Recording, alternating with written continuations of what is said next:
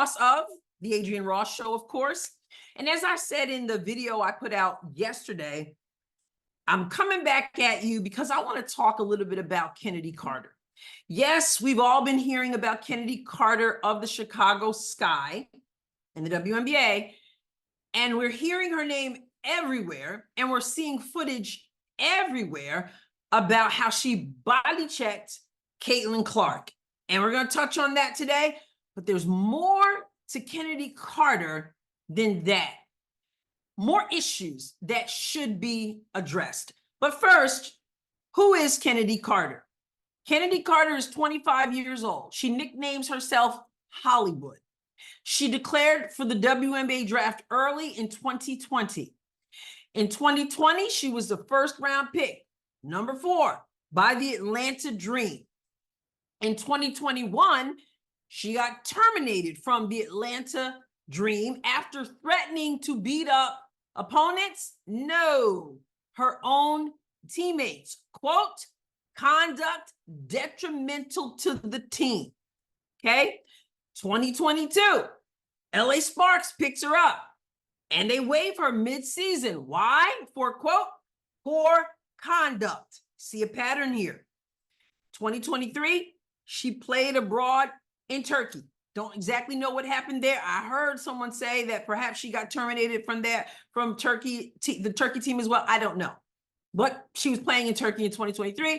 2024, she gets an opportunity. She signs with the Chicago Sky and she body checks Caitlin Clark. So that's Chennedy Carter. Again, you see a pattern here. That's why what I'm talking about today concerning her is more than about one act that went down between her and Caitlin Clark. I shouldn't even say between her and Caitlin Clark. Caitlin Clark just standing there. Doesn't even see it coming. Boom, body check, ball's not in play. It's dirty. We know it's dirty, okay? The only people who are saying it's not dirty are people who are biased against Caitlin Clark or, you know, or love, so-called love Chennedy Carter. I say so-called love, and I'll explain that in a moment. Because, let me not explain it right now. Because truly, if you cared about Chennedy, okay, there's no way that you should be on social media, in comments, basically applauding what she did to Caitlin.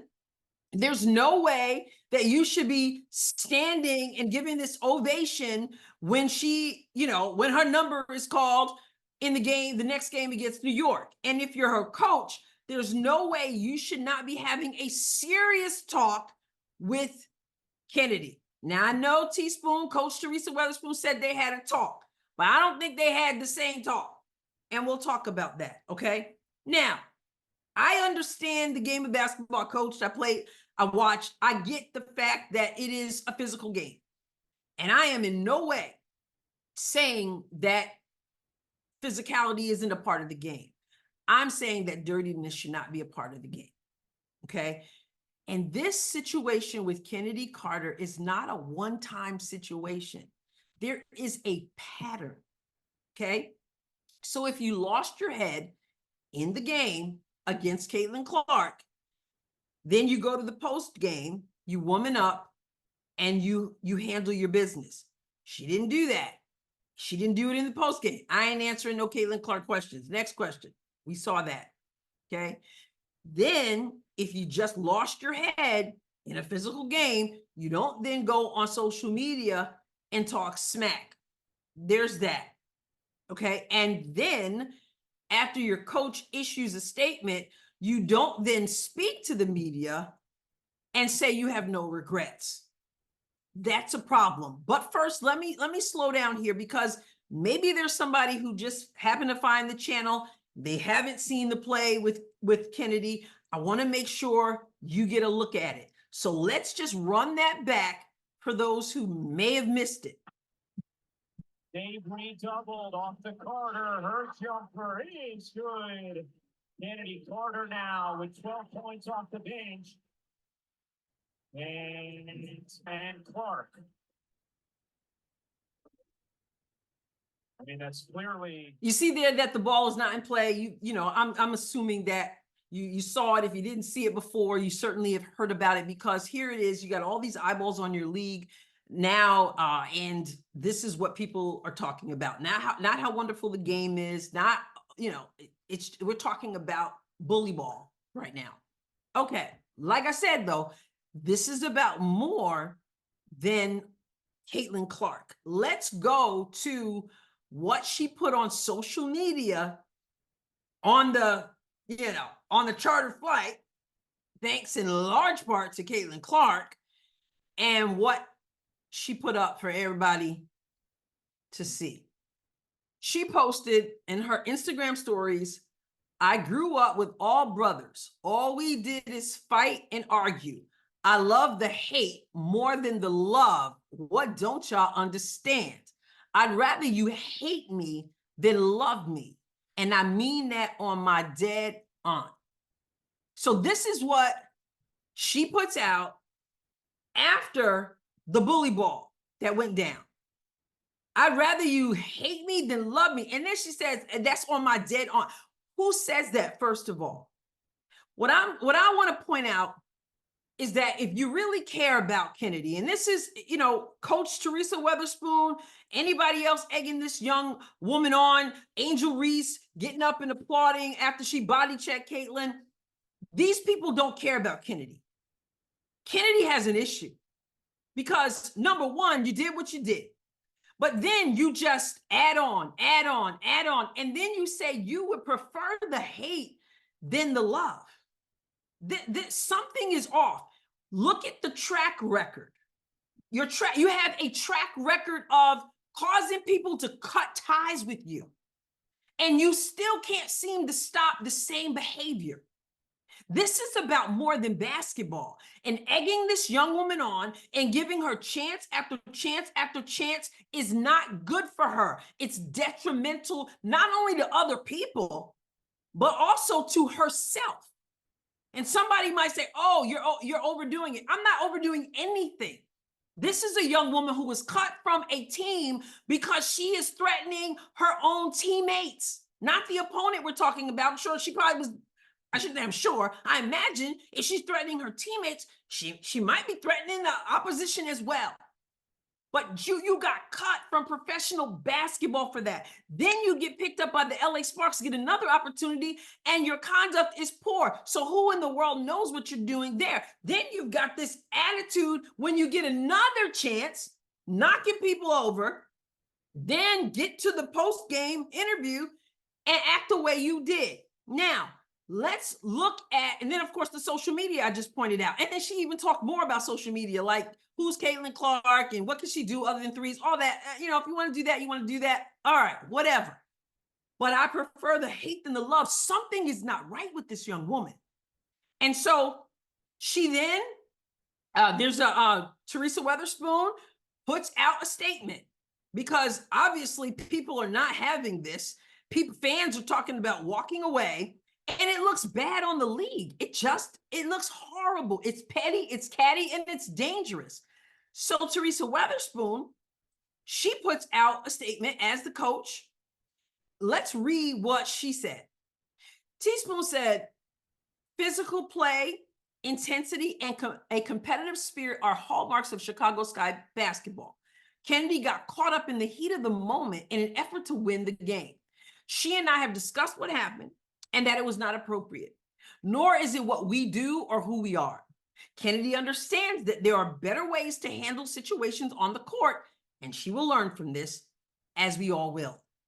As a team, we will grow together and continue to work hard to display strong leadership and set a positive example for our competitors, fans, partners." That's from head coach Teresa Weatherspoon. Okay, so according to the coach, she's had a conversation with Kennedy, who's got a history of issues. Obviously, she decided to take a chance on her, and they have an understanding. Their understanding appears to be that Chennedy Carter was in the wrong. She understands that's not what they do. She understands what she did is inappropriate, and they're not going to be They're not going to continue along these lines because this was wrong, we understand, according to Teaspoon. Well, let's see what Chennedy Carter's version of the events are. This was after after she had some time to think about it. She came before the media and she had some questions that she needed to answer. And so she does. So what does she say? Let's take a look. Now I can answer the question, and I can let you know how I really feel about things. But I'm a competitor, and I'm going to compete no matter who you are and no matter who's in front of me. So that's just what it was. Speed of the moment play. We're getting at it. We're going back and forth. It's basketball. It's all hoops. After we finish the game, it's all up.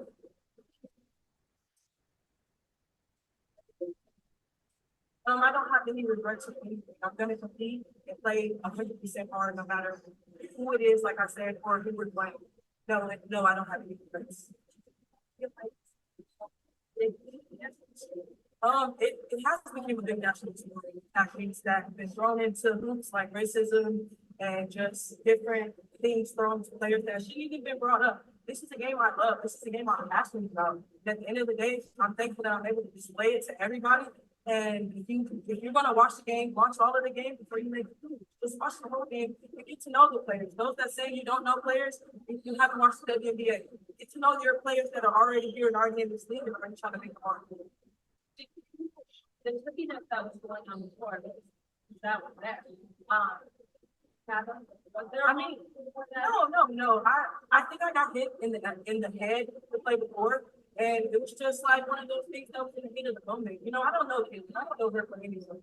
You know what I'm saying? But at the end of the day, this is it's competitive and this is basketball. If you're playing against somebody like me, I classify myself as a dog. So if you're gonna throw a punch and I'm gonna compete with you, I'm gonna play at the level that you're getting. So that's just the player that I am.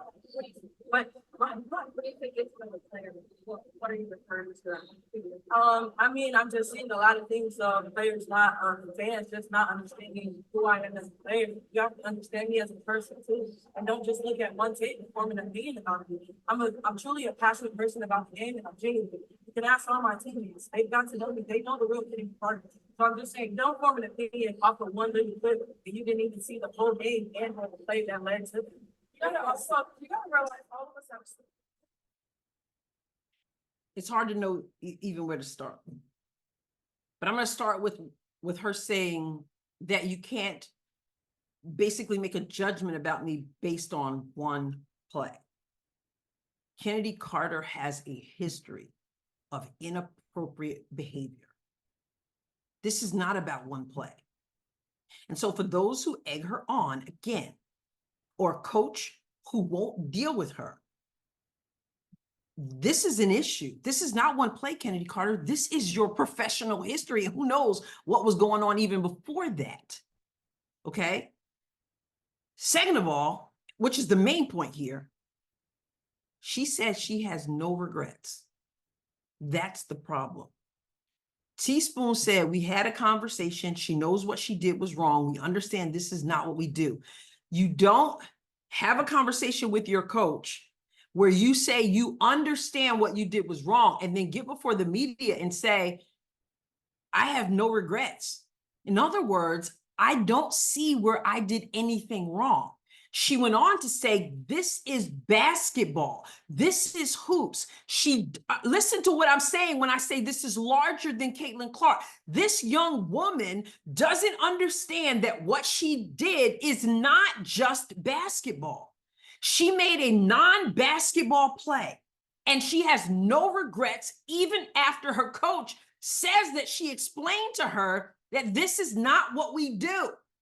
So no, she doesn't understand. And this is where I say, if you care about Chennedy Carter, she needs to be sat down until she comes to understand this is not what you call competition. See, competitors, yeah, they're going to ball, but they're going to ball with an understanding that there are rules that you play within and that you don't go outside of those because you got upset about some so-called hit that you got. Then notice she said, I think I got hit in the head. No, see what happened was somebody told her, oh yeah, if you look at the tape, she hit you, whatever. Are you guys going to tell me that if she got hit with an, mistakenly in the head. If Caitlin Clark hit her, nobody's gonna tell me Caitlin Clark just up and purposely tried to knock the girl's head off. No, I don't see a blatant hit to the head, okay? And so if you got hit in the head in the course of the play, that's one thing. You go back down, you didn't get caught up in the moment, as you said there in that interview, because you waited till you got down, the ball was dead, and then you just knocked the girl over. So that's just not true. And it's not competition, and you have no regrets. And I'm saying the league needs to beware, because someone who has a history of behavior that makes you be terminated because nobody wants to be around you, or you're dangerous, or your detriment, or your conduct is poor, and you still don't have any regrets, that's a problem. See, it's one thing if you say, you know what, I lost my head. You come to that interview and you say, I lost my head, I did wrong, I got out of line. You know, but when you say I don't have any regrets because I'm competitive, that's a problem. Here's the other thing that I want to point out. You hear all these people who are defending the stuff that is going on with Caitlin Clark, the jab to the neck or the chest, the knock down the floor. Those people are like, it's a physical game. It's a physical game. And, you know, and this is what she said. You know, I'm a competitor. Or as Angel Reese says, we're super competitive. If you're such a competitor, then you understand it's a physical game, right? So that means to me that if you did get hit with an inadvertent elbow or whatever, then it's a physical game, right? So you got hit. People are getting hit all the time in your physical game, right? But you decide to play bully ball. So who's the person who can't handle the physicality? You, who completely lose it because somebody hit you. You know, that's your story anyway. I don't believe it. But supposedly somebody hit you, and so you think somebody's playing dirty or whatever. Come on. And you just got hit with the elbow. It's a physical game. So cut it out. But my main concern again is that she says, I have no regrets. You have been kicked off these teams before. You have a history of this. You're still doing it. And Teresa Weatherspoon, I'm disappointed. I was never a New York Liberty fan because I was a Houston Comets fan. That was an intense rivalry when Teaspoon played. But I had respect for the intensity with which Teresa Weatherspoon played. And it shocks me, honestly, that this girl feels that she can have this conversation with you. Everything is, we understand each other. But then you get up there in front of the media and say you have no regrets. I'm telling you, somebody better pay attention, because she's letting you know. She said at the end of the day, it's basketball. This is basketball. This is competition. Her mindset is that this is acceptable because this is how I play.